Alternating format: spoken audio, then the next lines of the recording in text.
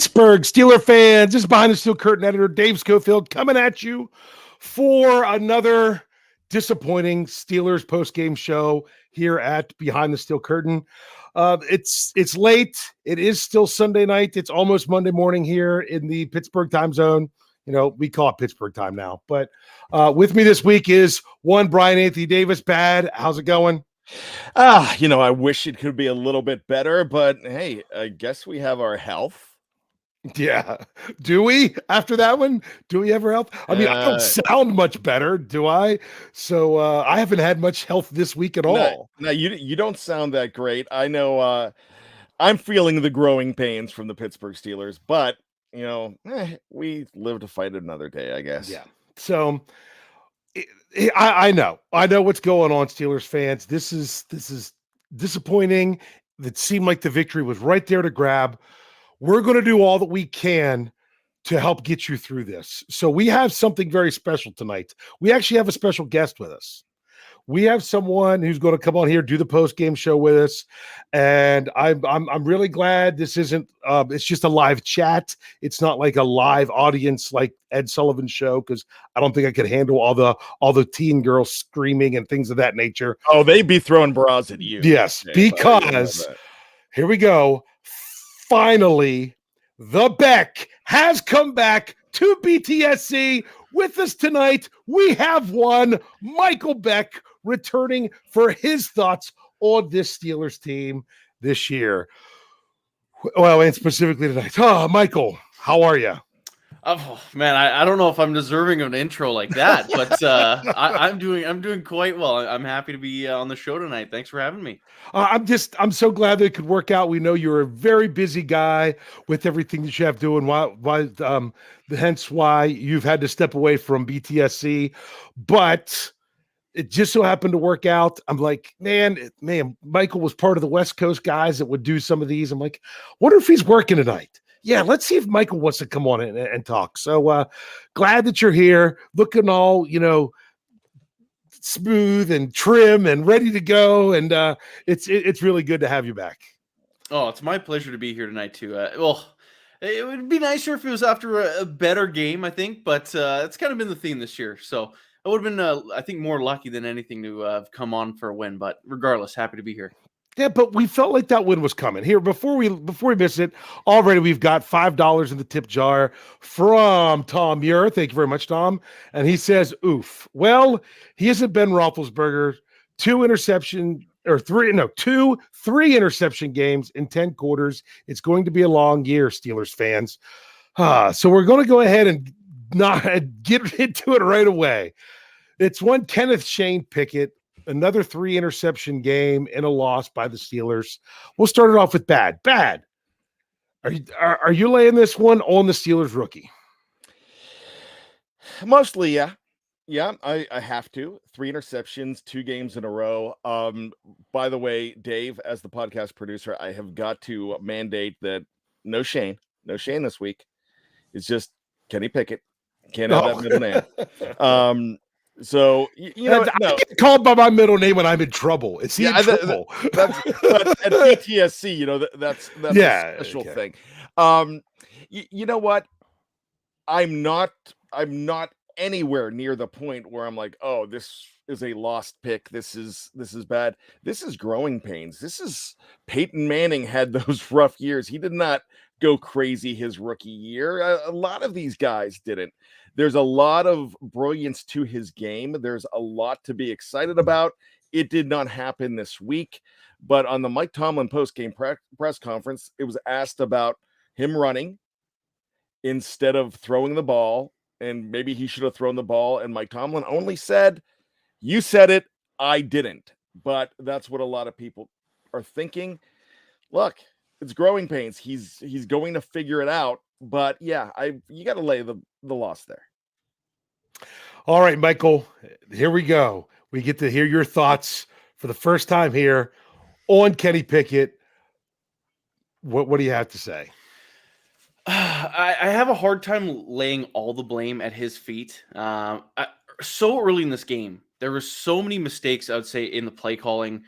The lack of plays over the middle of the field has been a theme for the last number of years, and it's just painfully hard to watch. A lot of the too cute stuff with the double reverse came out of nowhere. A lot of mental errors on penalties that really killed this team. But ultimately, Kenny Pickett at the end there, he looked so good driving the ball into scoring territory. But that interception was just such a poor decision. It was like the guts and glory, like chuck and pray type of like decision. It just wasn't a good decision there. And it seems that he kind of does that in some situations. It's almost like he kind of abandons what's the safe play and just tries to make the big play, which is pretty typical from a rookie quarterback. But at the same time, like the guy's 24, he's been a starter in college for a number of years. You would think he's a little more mature than that at this point, but it's kind of been a theme of his young career, just at some point in each game kind of getting a little tired, I guess, of playing too safely and trying to enforce a big play. And that's kind of what happened at the end of the game there. Yeah, that one was tough because it's funny because I'm watching the game by myself the whole time, and at the 2-minute warning, my wife comes downstairs and she's watching. She's like, "Oh, they're losing. Oh, wait, they have the ball. Oh, everything." And on that, and she says, who her football knowledge goes as far as she watched me coach, and that was it. And cheered from the stands. No idea what they were going. What was the kids were doing, but she said, "Could he just run past that yellow line?" And I'm like, yeah, the only question there was if he would have got out of bounds and how quickly they could have, maybe if he didn't get up and spike it. I understand if he felt like he couldn't get out of bounds. When he throws the pick, it's easy to say, man, you should have run it. If he completes that for a touchdown, you're like, oh, everyone thought he was going to run and he didn't. That's the difference there. That's the difference with a lot of it. But let's bring up this one now. We've got $5 from the tip jar from Tyler W. He says, what offensive mastermind calls 44 passes to 23 runs in the middle of a flipping downpour? The guy sitting nice and dry up in a box watching the game. Now, did it seem like it was a downpour the whole time? I mean, it didn't seem like it wasn't even supposed to rain in Miami, according to my weather update that I gave on our Last Minute Thoughts podcast. But Bryan, do you have a problem with the ratio of pass to run in this one, the way it played out? No, I actually wanted them to throw the ball more. Look, maybe my eyes are bad, but I didn't notice the driving rain until either Tirico or Collins said it, that it was raining. Yeah. I didn't even know it was a driving rain. They said just some more rain coming down, one of those typical South Florida nights. How about you, Mike? What do you think of the run to pass ratio throughout the game?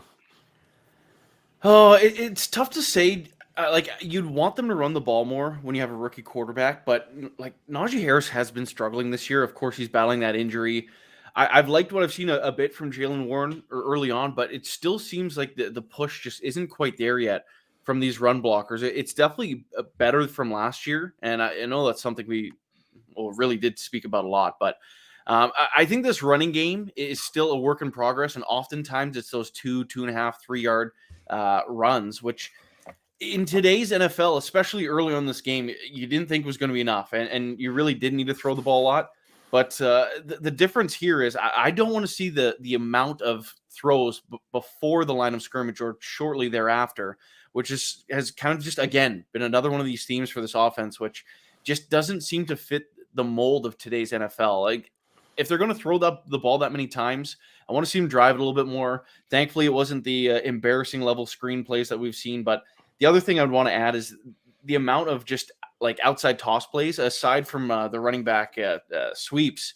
The toss has just been an awful play for the Steelers offense. It seems like anytime they're trying to get a running back outside of the tackle box, it's a loss of 3, 4, 5, 6, 7 yards. It is painful to watch. So in that sense, as the running game's trying to figure itself out, I'm okay with throwing the ball more, but I still don't like the route tree that they're running. So it's an answer where you do if you you're damned if you do, damned if you don't. But this team just needs to find more of a groove and be able to run a bit more play action, almost to throw to set up the run, which is a weird way to go about it. But I think that's something they need to look at doing.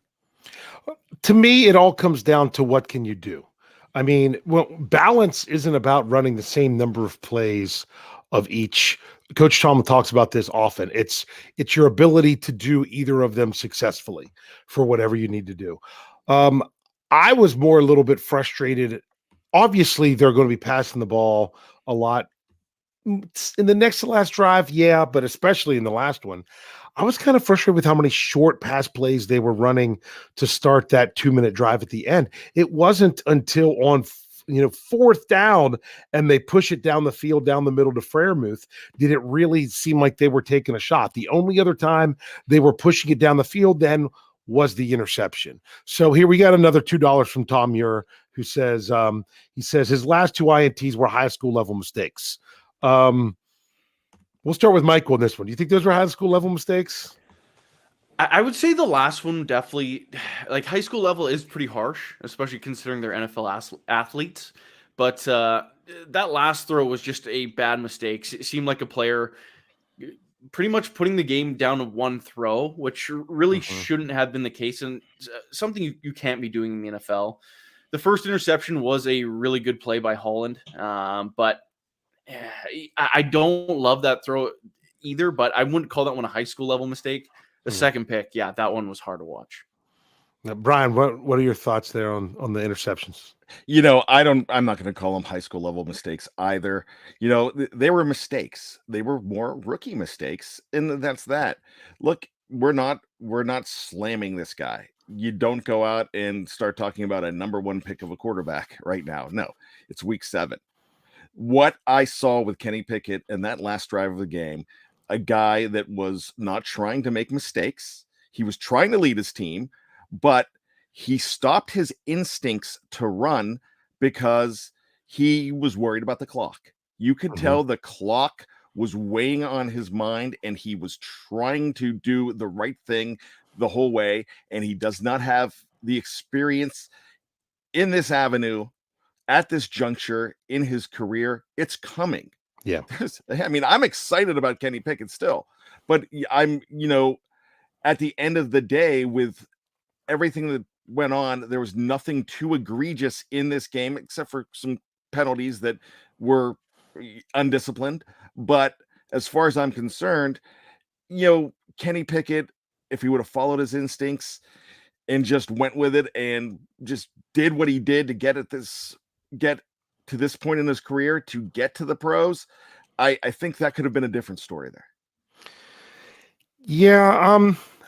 Ultimately, what I want to see is on that last interception, from the TV, I went back and watched it again several times on the TV angle, and you can't see what's going on in the end zone at the time he throws the ball. So you don't know if he was throwing thinking Deontay's going to break one way and he breaks the other, something of that nature. I can't really dissect that one right now, just because we don't have the view and the angle of it, in my opinion. The other one, see what hurts so bad on that. It's that whole sequence where they ended up, 3rd and 1. He sneaks for what would have been the first down, I believe. It would have been close. They didn't really even spot the ball, because I assumed that it would have been a first down, or else they might have thought about declining it. All because of the whole illegal shifting. Then you got the offensive hold. Jeffrey Benedict hated that call. That's the way you block guys all the time. And whenever the quarterback went the other way, Dan Moore let him go. That's what Jeffrey had a problem with. He's like, he let him go, which makes that not normally a hold, but they called it. You can't say that he wasn't holding. I know people were continually getting frustrated with the illegal man downfield. If you pay attention, if you've been watching games, they've been calling. It's rare that I've seen a game that hasn't been called on a team. It's been happening all the time. It's just one of those things that they're making sure that they do that this year. But for the interceptions, it's just, they're going to be coming with a rookie quarterback, because you're going to make mistakes and you need to learn from those mistakes. So you look at the stat line, and the stat line, it's kind of like the cut and paste component is the cut and paste component. The stat line is the stat line. It is 3 interceptions. Does it matter that Chase Claypool got his feet tangled and they even said that should have been called pass interference? No, it still goes down as interception. Was that Kenny Pickett trying to make a play to win the game? Yeah, but he still had a few more plays that he could have done. So you've got to think about that. You don't want to you don't want to, dismiss them because they were all 3 costly interceptions. Almost as costly as the ones that the Steelers didn't have. But I've got some more to bring up here before we really dive into the rest of the stuff. This is Young and Wood Burning, $5 into the tip jar, says, "Hey fam, I listen to every show, but first time catch a live in a while. Hit Fairmouth sooner than the last 2 minutes. Hit the middle. O-line looks good." I think the O-line looks good. Michael, what do you think of so far of the Steelers O-line as it's been going on? Just real quick here before we grab some more of these other super chats. Yeah, no, it's improved. Week 1, I was hesitant. I was very concerned about the new additions of Mason Cole and James Daniels. But as time's gone by, it seems like Daniels has kind of got, I hate to say it, but played himself into shape almost. He's starting to look like the guard he really should have been when he was signed from the get-go. Mason Cole, battling that injury, also looks pretty good. Dan Moore's held himself up against some pretty solid competition. Obviously not an amazing left tackle. I'd say the same kind of goes for Chooks. He's held his own. Kevin Dotson, obviously a horrible game last week. Didn't really notice him today, which is usually a good thing when you're watching offensive line play. But just in general, they have been getting better. So if there's anything we can take from it, it's a heck of a lot better than last year, and they are improving week by week this year. Bryan, offensive line? Much better. I think Michael said it well. I like what this offensive line is doing. Yeah, they're able to run the ball. They're protecting Kenny Pickett for the most part. They're not the problem right now. Yeah, and I mean, what happens with the offensive line is they basically, if you have a bad play, you consider having a bad game. Oh, Dan Moore Jr. got called on that hold. Oh, he had a terrible game. He had a lot of plays that weren't. Even last week with Kevin Dotson, with all those bad plays that he had, he also still had some good ones in there as well. And he had more good than bad, but those bad ones really stand out in a bad time, just like even the ones with tonight and the illegal man downfield, which wasn't on Chooks, that was on James Daniels, and then the hold. But I expected the offensive line to be what would be holding this offense back. They are not. If anything, there's something that they need to use more. Here's Tom with another $10. I think this is his last $10. He says, "For the record, I love everything about KP8 except his rookie level mistakes. Those of us around for 2004 were spoiled. I'm excited for the future, but the present is going to be tough. Now I'm broke."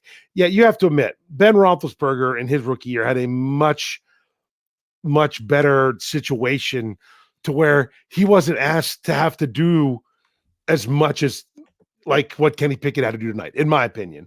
He had the defense, he had a real strong run game to lean on and things of that nature. But it's just all got to come together. And when people were wanting to go to Kenny Pickett, and I'm like, remember, it's like you're starting your season over. I'm glad the Steelers went to Kenny Pickett when they did, but it's almost like you're hitting the reset button on the offense, and and Pickett's third start is like your third game of the season, but you're playing it in week 7. And that's just kind of how it works. Here, I'm going to go ahead and bring up the next one. We got Canuck Bucks. Here we go. $6.99. It says, "Kenny showed his brilliance in parts of the game and seems like a real fighter. It's going to be a case of being patient and trusting the process." Bryan, what do you think of that one? Yeah, that's really what I'm trying to say. Yeah. And I want to go back to Tom Muir. I agree with Tom completely too, because that rookie situation with Ben Roethlisberger is completely different. Like you said, Dave, what we're seeing now, I really think Kenny Pickett is going to be phenomenal. I think he's got to go through. He's got to learn on the job. He's learning on the fly. He's not getting the Mahomes treatment where you could sit there behind Alex Smith for 16 games in the next year, come and blow it out and be amazing. So, no one's getting down on Kenny Pickett from the three of us here. But when we say that you got to put it on his shoulders, yeah. And you know what? Taking a loss like this, and of course, in his press conference, he's taking responsibility for the loss. He's not running away from it. This is what makes him stronger. This is what makes him a better quarterback. All right, Michael, what do you think of both what Alexander? I didn't even say Alex. I didn't even bring up the name Alexander Pert. Sorry, Alexander. And what Bryan has to say there about being patient with the process with Kenny Pickett. You better get his name right for putting in those Canuck bucks. So I mean, Alexander, you need your shout out, but oh, Kenny, it is really tough. Like, we're hoping Mitch Trubisky was going to be that Alex Smith for him. Obviously, a lot of struggles early on, and the Steelers had no option but to turn to him. I think we kind of saw the writing on that wall coming for a number of weeks there, and the transition obviously happens. There is going to be some struggles. The one thing that I keep getting hung up on, though, is the fact that he's still 24, which is old, like fairly old for rookie in general. And at this rate, he needs to progress quicker than someone that is entering the league at like 20 years old, like a Justin Fields, who's someone that you could give a little bit more rope to, because when he came to the NFL, he's just so young. You can still give him some leash. Kenny, by the time of his rookie deal expiring, he's going to be 29 years old. Like, that is pretty old for a guy looking for a second contract when that comes. Obviously, that's years from now. But I just want to see him grow by the week. Like, I want to see the development happening. I'm not complaining about him right now. Obviously, the interceptions is going to be what is left in our minds from this game.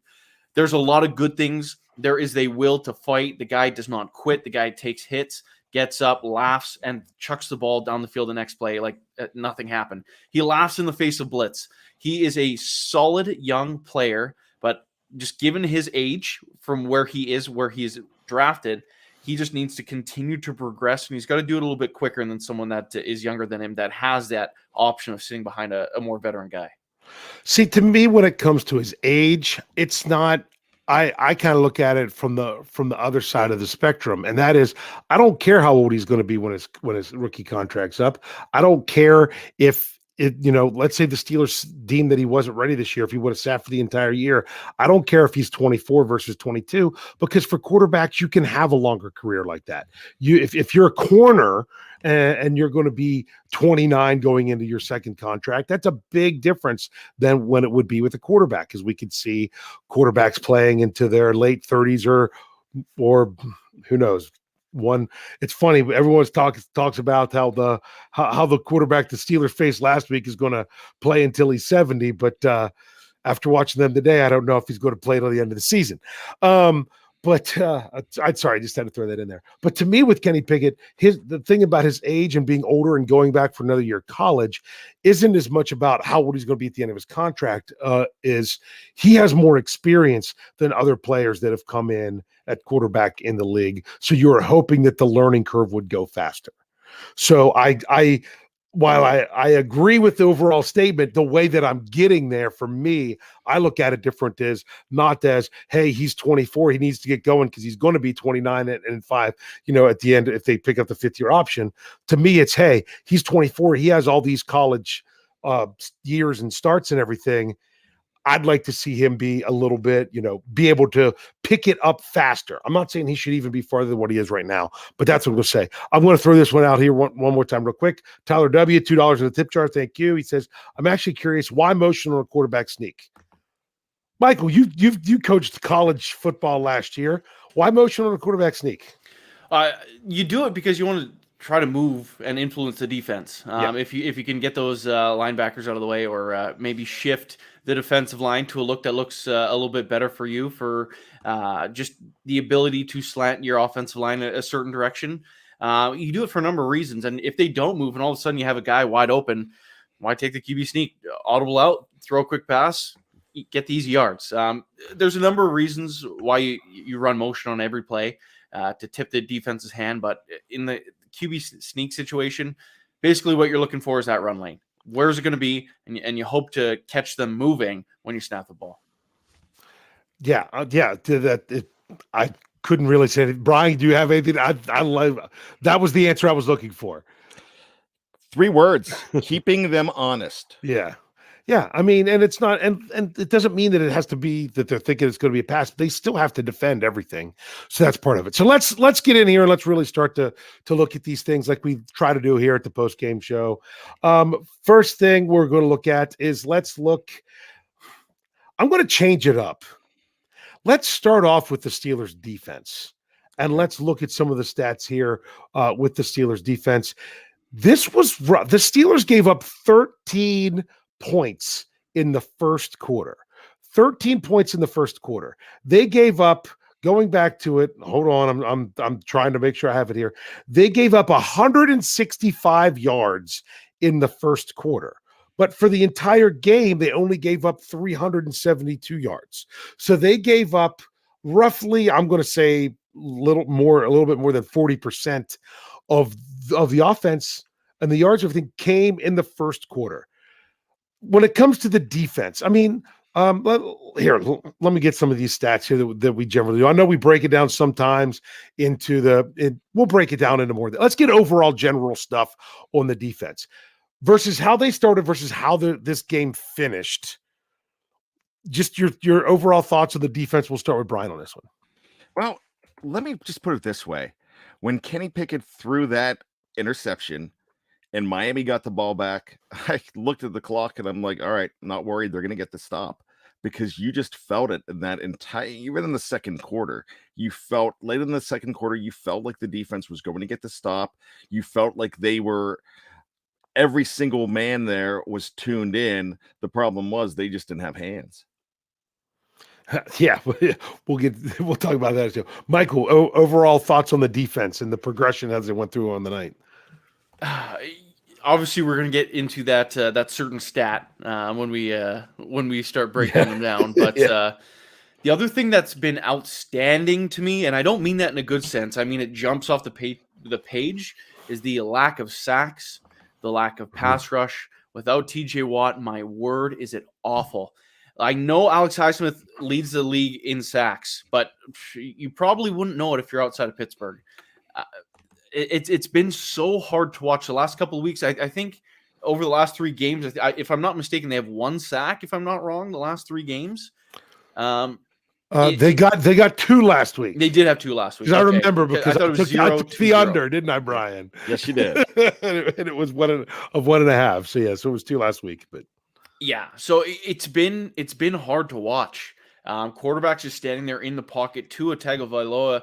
Obviously, you're not headhunting a guy because he's come off a couple of concussions in a row, but you think he would have some sort of happy feet in that backfield, and you'd be able to tee off. The blitz isn't getting home. One-on-one pass rushers aren't getting home. What are they doing with Malik Reed? Like, you couldn't even tell that the guy's on the field, and he's the starter and playing majority of the snaps. That's the biggest thing to me. This defense's pass rush has been abysmal since TJ Watt's gotten hurt, and they got to find something. And relying on TJ to get healthy isn't really the answer. They need something more than just TJ Watt being healthy. So let's go ahead and talk about that pass rush here. The Steelers, 0 sacks, 1 quarterback hit. And believe it or not, that 1 hit was the only stat under Malik Reed. He didn't have a tackle otherwise, but he had the 1 quarterback hit for the Steelers.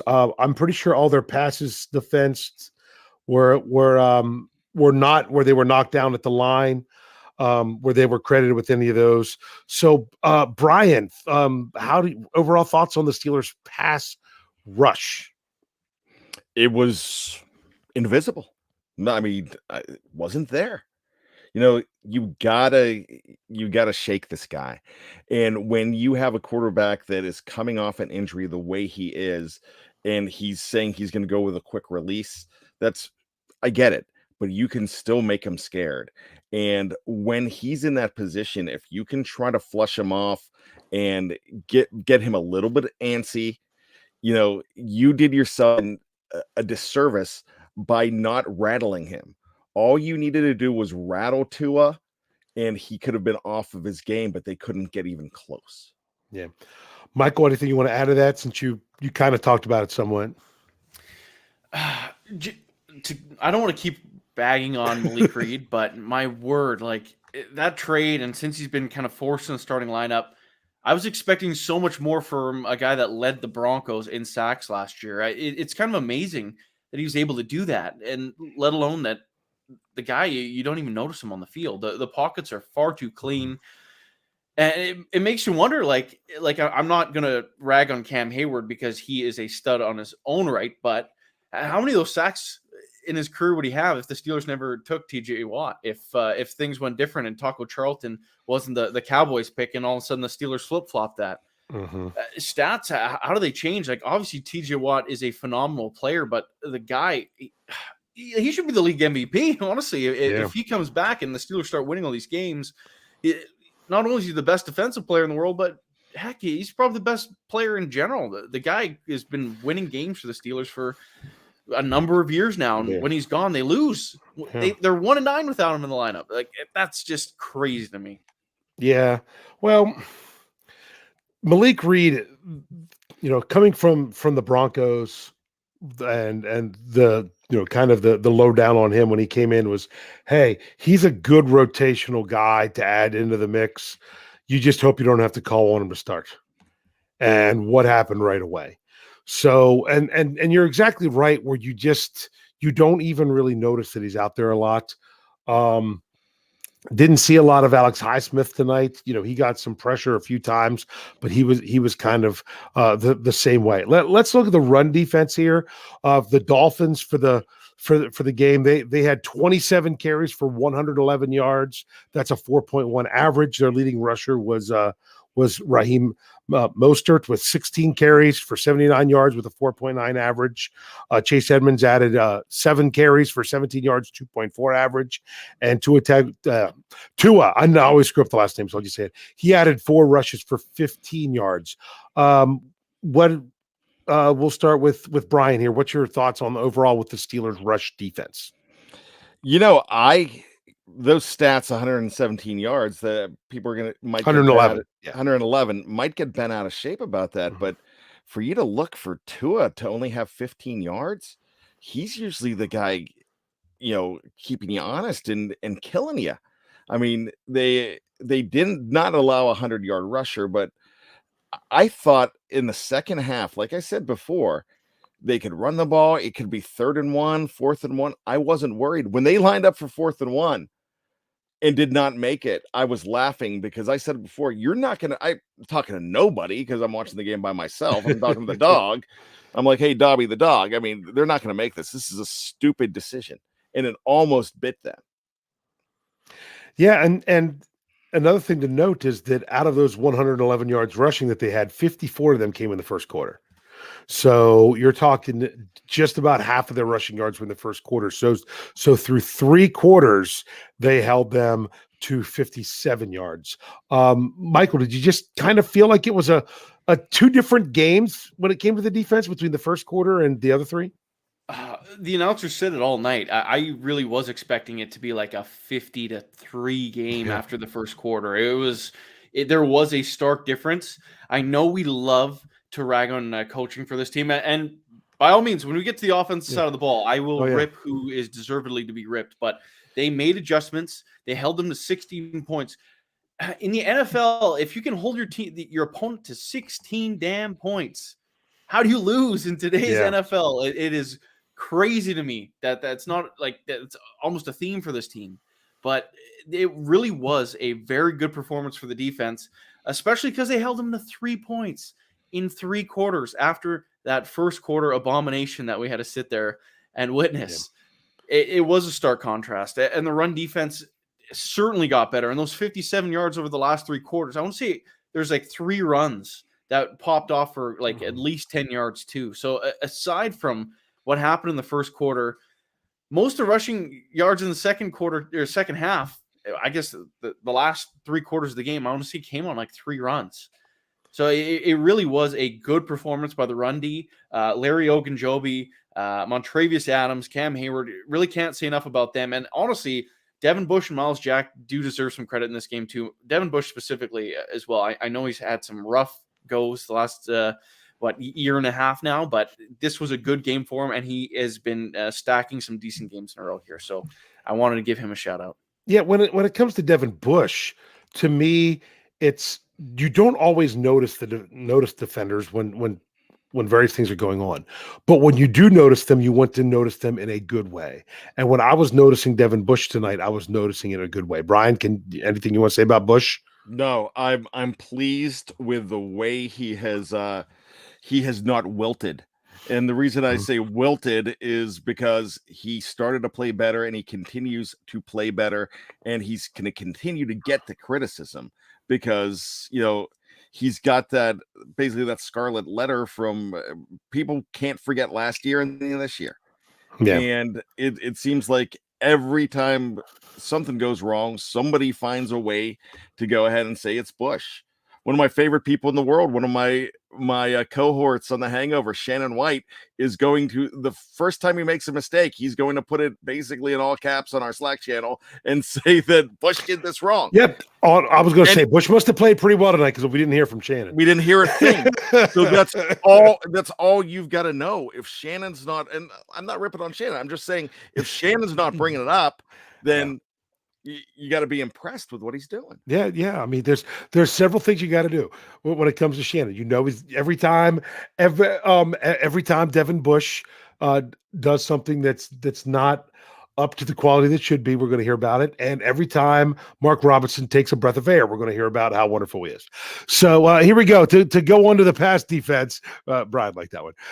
We got $2 from Steel Dog 88 into the tip jar. Says it me or did Levi Wallace look incredibly slow? Let's look at the Steelers. At the Steelers pass defense. Oh, wait a second. I think we also had another $2 one here, but didn't have a comment from Dennis Polvalk had $2. If I see a comment, Brian, if you see a comment from him, point it out to me. All right. Just as we're going, because I don't want to lose that. But let's go ahead and look at the pass defense. And of course, the Steelers logged me out of the media stats. So I will be back in just a second. And there we are. We are back. So for the passing game, Tua passed. He had 35 attempts, 21 completions, 261 yards, 1 touchdown, no interceptions. That is a 92.7 rating. When it came to the receivers, the leading receiver for the Dolphins was actually Jalen Waddle, 4 receptions for 88 yards. Tyreek Hill had 7 receptions for 72 yards. Raheem Mostert had 4 catches for 30 yards. Trent Schofield, not Schofield, Schofield had three catches for 44, and Mike Gesicki had 3 for 27. Overall, when it came to the pass defense, I feel like it was a tale of 2 games, and a lot of times we say it's the tale of 2 halves. The Steelers made their adjustment either late in the first quarter, early in the second quarter, and completely changed what they were doing.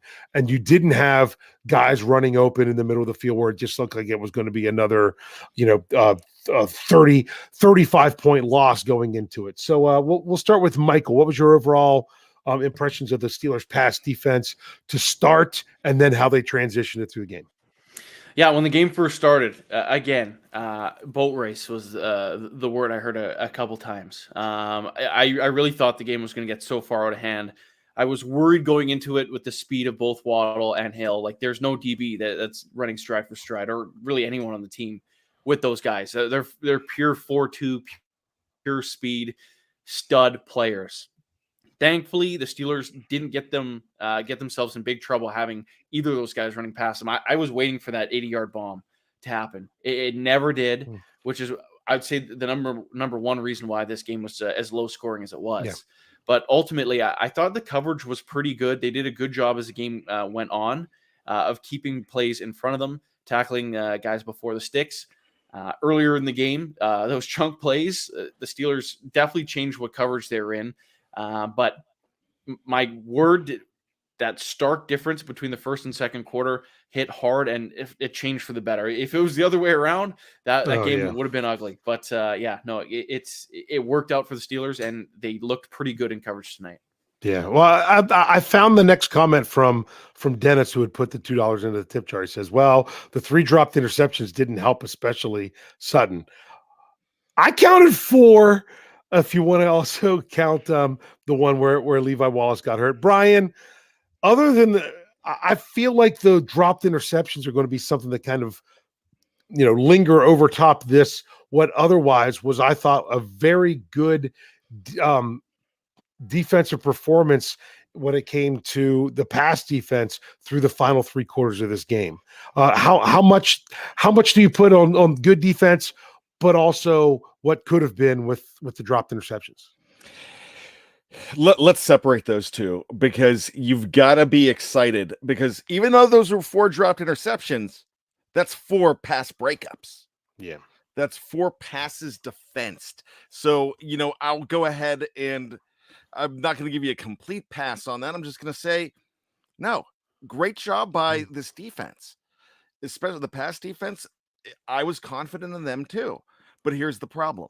You cannot keep your balls on the bus. You cannot be late. And that's what they were. They were late to the party. When you come late to the party, everybody's dancing, and then you got to try to cut in. When the Steelers try to cut in, they cut in way too late. Yeah, when you kind of spot them 10 points to start the game before you figure out what you're going to do defensively, and you lose by 6, yikes. It really was a problem. And the drops were big. Now, and some bigger than others. For example, the Cam Sutton one at the end of the first half. They led to 3 points. It would have saved a field goal. But I'll be honest, I don't know if Miami was going. I mean, maybe they kicked that field goal to go up 6 and not just 3 when they went for it on 4th down in the third quarter, and it still would have been the same score. I don't know, but there was several key moments with the dropped interceptions. But I'm just surprised how well some of those guys stuck with the speed. Like, my goodness, that play, Terrell Edmonds, I'm not calling that a dropped interception because he was just getting his head around and hit off his hand. But sticking with Tyreek Hill running down the sidelines, I thought Devin Bush had some nice plays where he stayed with receivers. Michael, I didn't get to let you talk about the dropped interceptions, but also those other plays. Anything more you want to say about it? The only thing I'd add, and it's tough playing that what if game, but if Sutton, that only interception alone there, if it's a 13-10 game, the Steelers probably kick the field goal, play a little more conservative down the other end, tie it at 13 instead of that second interception. And then what? If the exact same drive happens, they're probably telling Kenny not to force it to the end zone. You're in scoring range. Now let's just run the ball, deflate this clock, kick the game-winning field goal, and get out of here. Like, it's plays like that. At this level, you have to make plays. And the fact that it wasn't just one drop pick, ultimately it goes down as 4, which is more than any team has had this year in a single game. You have to make plays at this level. You're in the NFL because you are a playmaker, and you probably dominated every single league you were in prior to this. Just because you're in the NFL, if the ball's hitting you in the hands, between the chest, in the numbers, you got to make that play. If they made 1, 2, 3 of those interceptions, it probably is a different outcome tonight. So in that sense, it is painful, but I liked what the DBs did as a whole, but you got to finish. That's the difference between a great team and an average team, or in the Steelers' case right now, a below average team. Yeah, I think one of the biggest things is we're going to get ready to transition over to the offense, is when you have a rookie quarterback, you have a young quarterback, you have to come through for him in every situation that you can. The receivers can't drop passes. Okay. Anytime you can get a takeaway, you've got to come through with that takeaway. Anytime you can set up a short field or something like that, or take that score off the board that helps out every little thing, you can always even go back to being your young quarterback. For those of you this is something that came about this week that we need to do through SB Nations. We got to make sure that we have a quick commercial break. This is our first post-game show that we do it. You're here on YouTube, Facebook. We're not going anywhere. We're just pausing for a second. But when we come back from this break, for those of you on the audio side, we will be turning and looking at the offense. So stick around. And we are back, Steelers fans. We are ready to roll into the offense, or maybe we should say lack thereof, that only comes up with 10 points on the night. Let's start with the running game. The Pittsburgh Steelers ran 23 times for 95 yards, a 4.1 average. Najee Harris rushed for 65 yards on 17 carries. Once again, 17 carries for Najee Harris. Can't get him to that 20 number. Kenny Pickett ran for 3 times for 20 yards, but what's going to be talked about a lot was what the fourth running attempt that wasn't.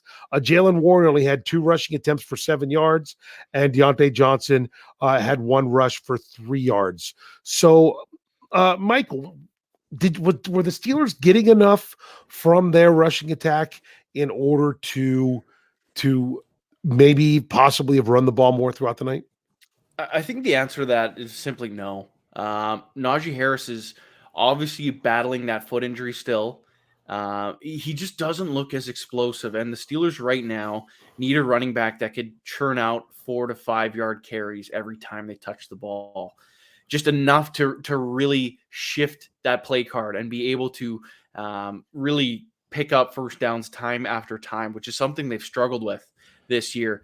I need more out of Najee. I need him to get healthy. And if not, I need him to battle. And if he can't do that, I really like what I've been seeing out of Jalen Warren. When they turn to him on 4th down, he's picking up those yards. He's excellent in pass pro.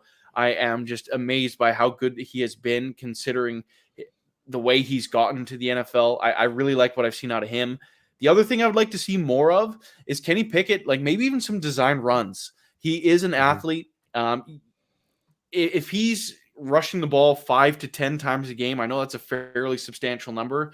That is going to keep defenders so much on their toes, keeping a spy in the box, more one-on-ones. Like if you can get George Pickens one-on-one, just running go routes all game long, you could live with that. Like he is such a talented stud when it comes to going up and getting the football. If you can force defenses to have to shift to prepare for your quarterback running the football, which is something when you watch Baltimore or the Steelers just play Baltimore, one of those linebackers in the box the entire game just watching Lamar Jackson. If that's what you can get out of the Steelers, that just makes every facet of the rest of your team so much better. So I want to see some more design runs for Kenny. I want to see him be able to take off with the ball more often, but also when it comes to just running the ball as a whole, I want some more success from Najee Harris, which hopefully as he gets healthier and as time goes by is something we'll see. Brian, your overall thoughts on the Steelers run game and even what you thought of Najee Harris tonight? It's showing in the live chat what he averaged 3.8 yards, and I thought he had some nice burst early. Mm-hmm. The problem is he's just not getting to the chains 100% of the time on 3rd down, on 2nd down. It seems like you're getting to 3rd and shorts and you're not getting off. You're just going immediately off the field. You're not moving the chains. So he's on the move, but he's not quite there yet. I'm not calling this. I'm not calling for his job, definitely. But you're not getting exactly what you want out of him. I'd also like to see the offensive scheme look at him more as a receiver, and they're just not doing that enough. I think he could be very damaging, with those little screen passes from the running backs. He has the ability to make that work, especially if you're doing a swing pass to him. I think you're going to get a whole lot more out of him, but they're just not calling his number in that realm. They did it maybe I think once today. Well, Najee Harris for the game, he had 3 catches for 15 yards, but he had 1 catch for 12 yards early on. Like his first one was for 12. So the next 2 went for a total of 3 yards, and he was targeted 4 times. And it'll be interesting to see when it comes out. Did because it's not an official NFL stat, like I say all the time. Did they call that other one a drop? Where it was one he should have had. He probably would have only gained a couple yards. My thing when it comes to Najee Harris with the running game, I thought I saw at times, I felt that you could see a little bit more like what he was last year, but not all the time.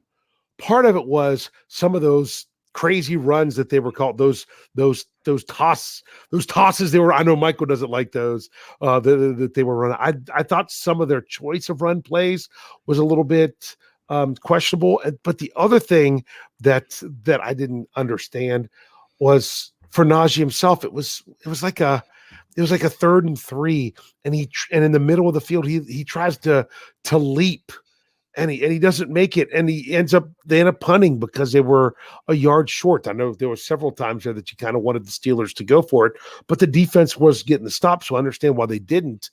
But I'm like, man, I would just love for him to, rather than try to go up and over someone when it's 3rd and 3 and you're getting the ball, man, just run him over.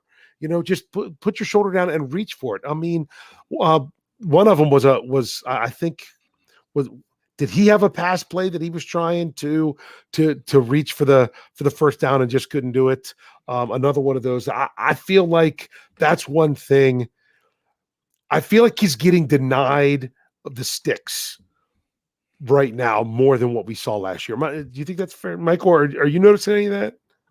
Yeah, I wonder if it's partly the injury thing. Anytime someone's around his foot or his ankle, it seems like he's not willing to push for those sticks. Like, he's such a big body. You feel like he should be able, when he's getting tackled, to pick up 2 more yards for you every time, just based on how big he is and how solid he is. But ultimately, this year, it seems like for whatever reason, he's not fighting for that extra yard after contact. Yeah. And you hate to say it, but this is one of my things with drafting a running back in the first round, especially Najee Harris. He, again, another older player, at a position where you get beat up, and once you're beat up, that kind of starts your downturn. If he's already at that point where his body is unable to keep up with the physicality of the running back position, that's a bad sign for the Steelers. Hopefully it's just because of his foot that he's currently nursing, and once that's better, he gets back to fighting for those yards. But if he's already so banged up he can't do that, that is a nightmare scenario for the Steelers. Yeah, Brian, anything else you want to say here, Brian, or are we ready to move on to the passing game? Let's move on. All right, we'll go to the passing game because it's late. We're getting into the very well. We're not getting to the 2 a.m. stories, but we're at least getting close to the 1 a.m. stories. But here we go. Here, Kenny Pickett, 44 passing attempts, 32 completions, 257 passing yards. That's a 5.8 average, which was compared to 7.5 by Tua. 1 touchdown, 3 interceptions, 66.2 rating. Let's go ahead and do all this with the receivers as well. The leading receiver for the Steelers in this one was Pat Freiermuth with 75 yards on 8 receptions. He was targeted 9 times. 8. The only time he didn't have the catch was the one that was tipped right before it got to him, and he still almost pulled that in. George Pickens, he had 61 yards on 6 receptions and his first touchdown. Let's see who else had the next most yards. Deontay Johnson, 42 yards on 5 receptions. Chase Claypool, 41 yards on 5 receptions. As I said before, Najee Harris added 15 yards on 3 receptions. Jaylen Warren had 17 yards on 2 receptions, and Connor Hayward had 6 yards on his 1 catch on the 1 time he was targeted. Overall, passing game between Kenny Pickett and the receivers. Michael, what's your thoughts on that tonight? Hey, it's almost undeniable that the Steelers have talent on offense. It's frustrating that they're putting up 10 points in a game, but they look talented. Like, these guys look good. George Pickens looks like an absolute stud. He looks like a guy that could be like right up there with your Jamar Chases or Justin Jeffersons as one of the best receivers in the league if things are drawn up properly to him. The issue for me, it all comes back to play calling and play design. The route tree is just horrendous for the Steelers. The lack of the middle of the field is crazy to me. The throws down the sideline, again, crazy to me. The throws before the line of scrimmage, crazy to me. Stop me if you will, but it is just too much of the same old for this offense right now. They have the talent to be able to stretch the field, push the ball in the middle of the field, run unders, run jump balls. They have huge bodies all over the field. Pat Freiermuth, he should be wide open on every play underneath because you're so worried about all these other big-time receivers being able to kill you when they get the ball and start making moves and getting around players and jumping over guys, which is what they should do. But we're not getting that. And why? To me, again, time and time again, it has to come back to this play calling, which has been an issue. And I hate to harp on it so much, but I think this is one of the reasons why this offense cannot take that step, is because they don't have the right caller in place. And for me, I've defended the guy, but it's at this point now where you've given him everything he's wanted, and it's still not working for this offense. So something new has to happen. And I think play calling is what's holding this team back. Yeah, I when it comes to play calling, I didn't think. It's such a balance of play calling and play execution, and I just feel like some of the overall philosophies are sometimes holding the team back. It's like, can they get a first down without having to push to third down? Sometimes, that gets a little bit frustrating. I wanted to bring up something before I turn it to Bryan. I missed one of the receivers because he had 0 yards. Zach Gentry did have 2 receptions for 0 yards because he had a 4-yard reception and a minus 4-yard reception. I have no idea why you're trying to throw it to Zach Gentry 5 yards behind the line of scrimmage. That just doesn't seem like that's one that makes a lot of sense. But Bryan, passing game overall. Honey, we're not going to Bermuda this year. We're not taking a family vacation to the beach. You know why? Because I'm buying a monster truck. What happened to that monster truck you bought last year in 2021? Why are you keeping it in the garage? I guess I should drive that thing. That's what they're doing with Pat Fryermuth. And it's, you know what? It's ticking me off. Use Pat Fryermuth. He could be, I'm telling you, I don't care who criticizes me on this. He could be a top 5 tight end in this game. He could be Travis Kelce. He could be George Kittle. He could be everything you want him to be. He could be that version of it, but they're not using him correctly. And if that's Matt Canada that's not using them correctly, then I say fire Canada. On the other hand, if Dave Schofield is saying that, it's because of execution beforehand, and you really can't get to him, then I get it, but I'm still saying fire Canada.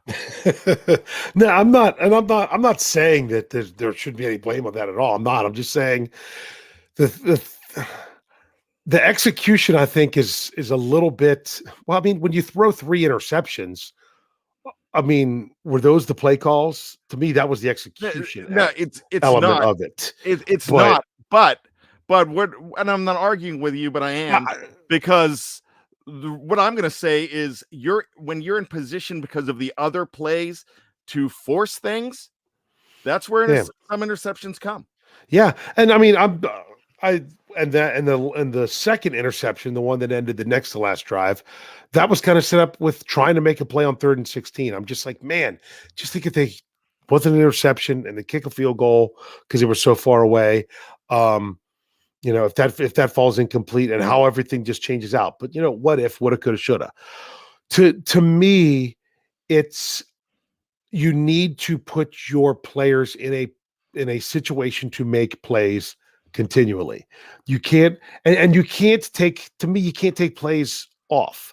Meaning, and I'm not talking about players, I'm like, you can't take a play to just do something else. Just to kind of, sometimes, you mix it up, but this is an offense that they really, negative plays and penalties and everything can destroy their drives. So therefore you can't have a boneheaded call in there, because that's going to destroy a drive as well. I still can't believe that that was it the -4-1, or there was one drive in there where I was surprised they overcame and actually got a first down. Now, I still think it ended a punt, but they ended up behind the sticks. I don't know if it was the one that was to Gentry or not, that I was like, wow, I can't, they actually overcame that, which isn't something that seems like they're built to do. It seems just like just like you can't have the drop, how a drop can just kill your offense by the receiver, because when the quarterback makes, he has the time, he makes the throw, the receiver's there, and they just drop the ball. It's almost like a fumbled snap. You waste the play, you waste everything else. Sometimes I feel like just one of those knuckleheaded play calls thrown in the midst there to me, it's the same result. Here, let let me bring this up here from Andrew Palladino, $4.99 into the tip jar. Thank you, Andrew. He says, we likely won't see a change in OC, right? 7 games into the season, we'd likely write it out with Canada, sadly. Love you guys. Sad loss. I don't disagree with anything he said there. I'm not saying that Matt Canada should be keeping his job. I'm just saying it doesn't sound like something that the Steelers would do. If they did that, I'll ask you, Michael, would you be shocked if you found out that the Steelers were making a move at offensive coordinator midseason? Yes, because who would replace him? Like, who's that guy? Mike Sullivan? Like, who would really take that spot? Is there someone with OC experience on this team? No. Mike Tomlin's, like, I know he played a wide receiver in college, but he's been a defensive guy his entire career. Like, who is calling these plays? And you're not letting your rookie quarterback do that. So because they don't have that guy under contract right now, yes, I would be surprised, especially because you're not going out right now and finding an external candidate to run someone else's offense for half a season before implementing their own thing. So I really do anticipate that this is one of those like Black Friday or Black Monday, whatever it's called at the end of the season when all the fires happen a couple days after your final game of the season. I could see that happening. But right now, I just don't see the replacement there. So how do you make the move when you don't have an obvious replacement already there? And right now, I don't see that at all. Yeah, and I know some people are saying, "Oh, Mike Sullivan, yeah, he was a terrible offensive coordinator." And not only that, do you think they're really going to change the whole scheme and everything? So then you'd be asking Mike Sullivan to simply just call plays in someone else's scheme that you're just tweaking. I mean, you can make adjustments within it, but you're not going to change the terminology. You're not going to change those kind of things mid-season. So that's why, to me, I don't see it as something that the Steelers will do. I'm not saying that it's something that wouldn't be beneficial, but I also don't know, is that the best thing to do for your rookie quarterback right now either? So, Matt, what do you have to say about it? Yeah, they're not going to do it because they just don't do it, and that's not their style. That's not Tomlin's style. That's not the Rooney style. But the thing is, this is where I'm going to disagree with Beck and Dave a little bit, is, you know what? I don't care who's calling the plays. I'm tired of the whole Matt Canada thing. And here's why. First drive of the game, you know what's going to be run, pass to get out of trouble. That happens almost every single game. They know, these defenses know what they're going to do. And that's the thing. Now, the other thing about firing a guy right now, like Matt Canada, one of the reasons you can't do it, because one of the things that Dave brought up and said, you know, you can do that to your quarterback. They just don't have the receivers and the team right now, the maturity level on this team to go ahead and handle that change right now. That's one of the reasons. But I could probably get a meth addict hobo to call better plays than Matt Canada right now. And at least, my gosh, at least it would be creative. Yeah, that was like the opening script for the Dolphins tonight. I was like, my goodness, what if the Steelers had this creativity? What if they did? And I mean, and like Michael was saying, you know, they have weapons that teams have to account for. So you should be able to utilize some of these things. And it's just, you know, sometimes coaches can suffer paralysis through analysis. And you just got to get out of your own way. I don't think it's a very, very good fit here in Pittsburgh with Coach Canada, but there's still a lot of season to be played. I would love nothing more, because I don't think the Steelers are moving on from him right now during the season, for him to turn it around, because that's ultimately what the Steelers need, you know. But you got to look at this. I mean, they scored 10 points.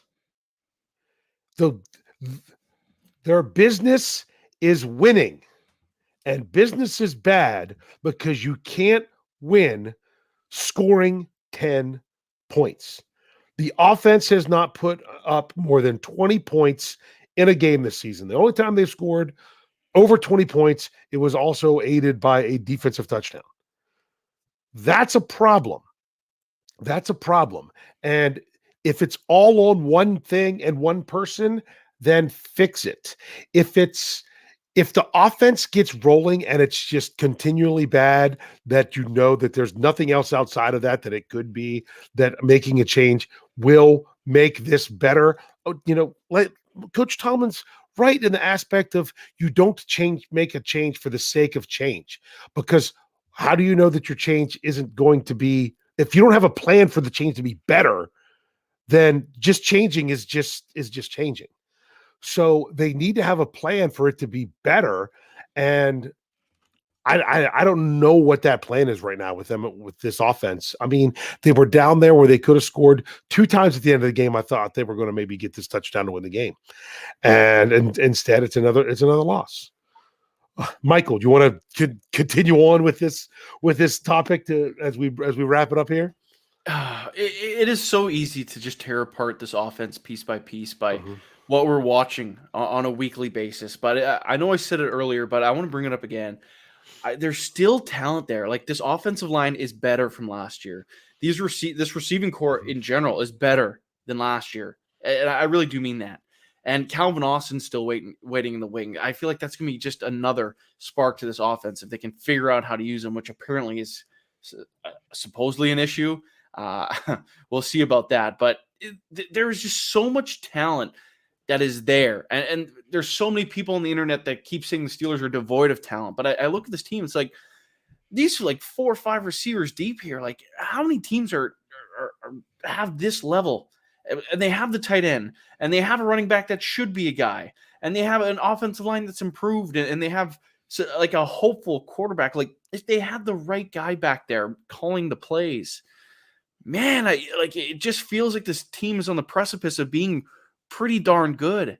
And if it takes a year of struggling and just some patience, and then hiring the right guy and a couple more draft picks to really set things in stone, I wouldn't be surprised if it took a big step forward next year. But the fact of the matter is, you can't score 10 points on a consistent basis in today's NFL. You can't score less than 20 points in a game in today's NFL and expect to keep your job as an offensive coordinator. You need to be averaging at least 24.5 plus points per game in this league.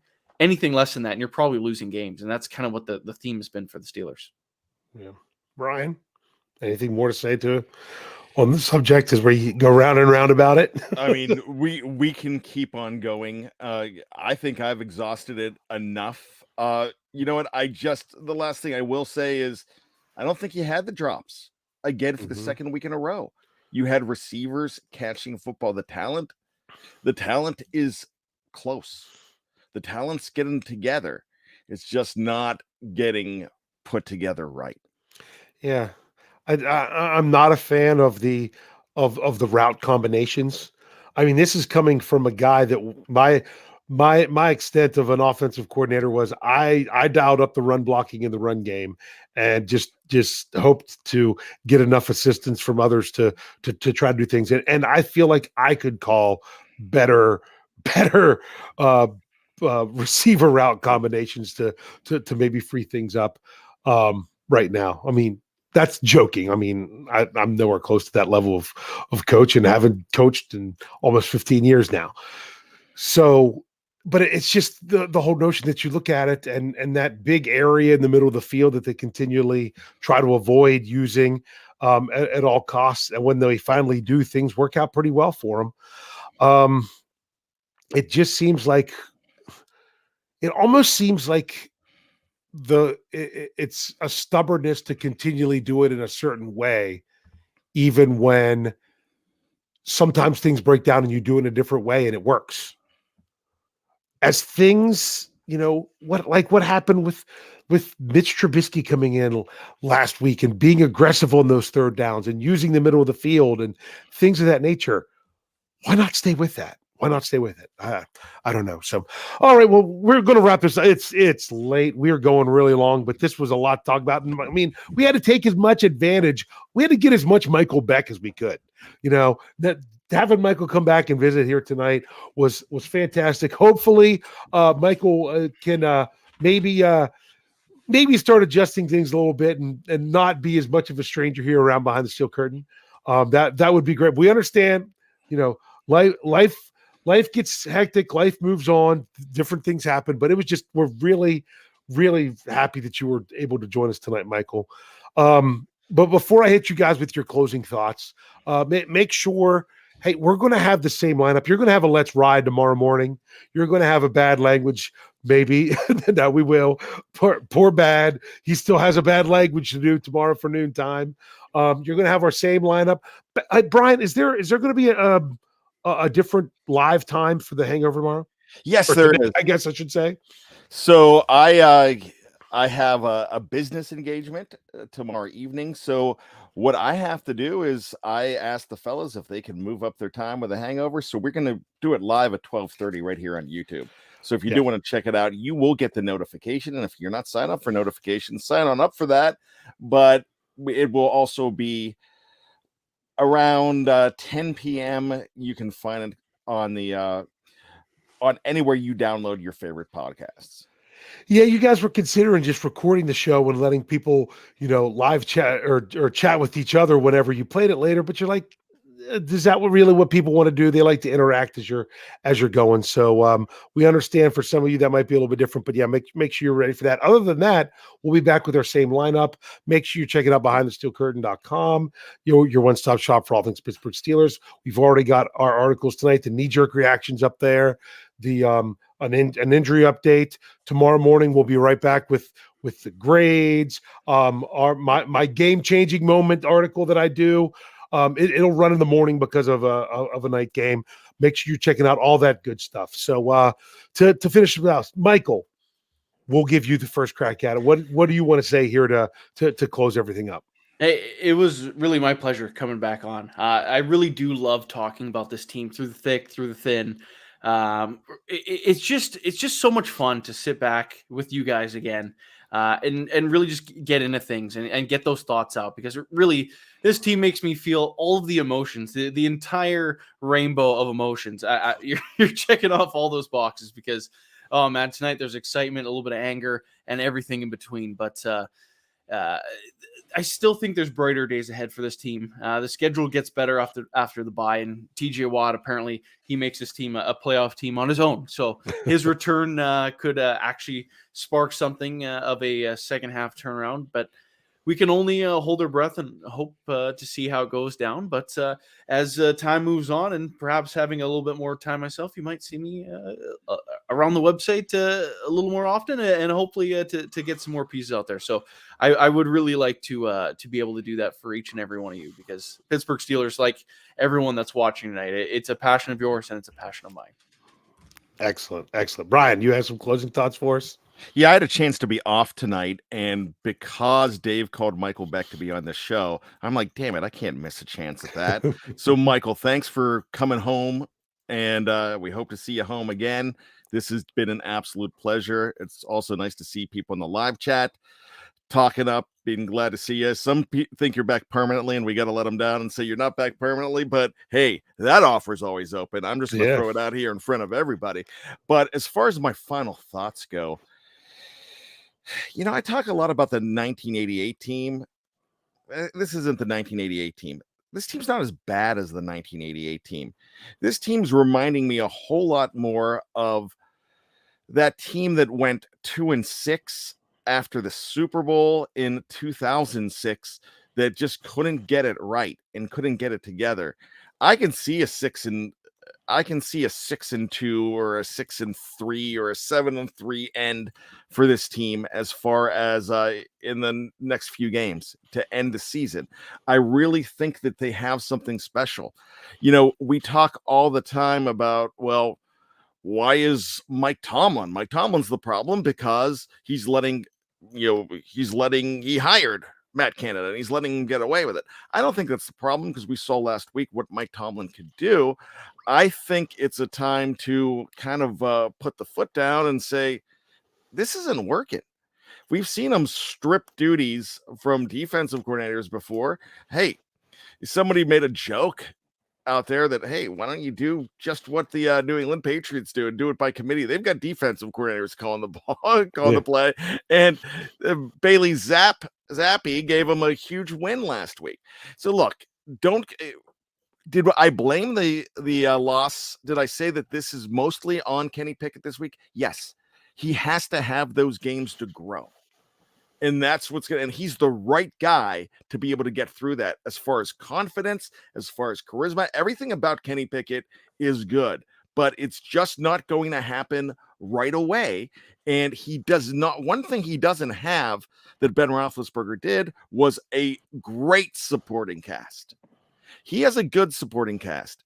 Don't trade Chase Claypool. Chase Claypool was going to be a best friend of Kenny Pickett along with George Pickens going forward. This team is close to getting back to respectability, but they've got to put it together, and you've got to be smart, and that starts with the scheme, and the scheme is not there. So, a lot of people are going to look at that. There's some people that are going to agree with me for saying get rid of Canada. There's going to be people that disagree with me for sticking up for Mike Tomlin here. It's all the way you look at it. And if you look at it that way, hey, I have no problem with that, because that's the color glasses you're wearing. You're looking at it that way. This is what I'm diagnosing, and I know what I would do, and I would go get that hobo. So, all right. Well, this was a lot of fun. This was our Steelers preview team for that when we were dealing with a Jefferson Hartman bliss BTSC for a couple months back in 2020. This was the preview crew. So this was nice to come back and do this again. The Steelers, they come up short. They had their opportunities to take the lead in the game twice at the end. With the opportunity to take that touchdown to take the lead, they just couldn't come through and do it. The offense still needs to come together more. The young quarterback still has to grow. But the biggest thing I'm going to say is kudos to the defense and the defensive coaches for making that adjustment early in the game, or else this could have just been a runaway train wreck.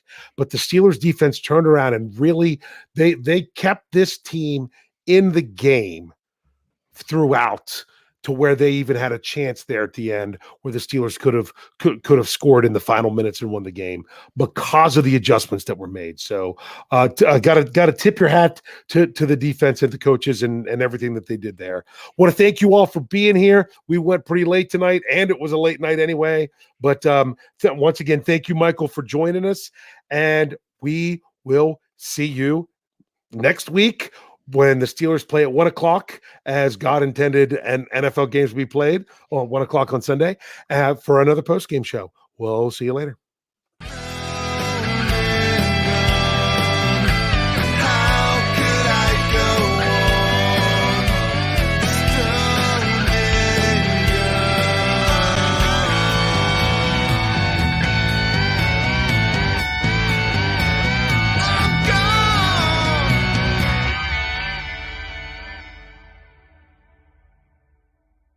Everybody else gets a little tight.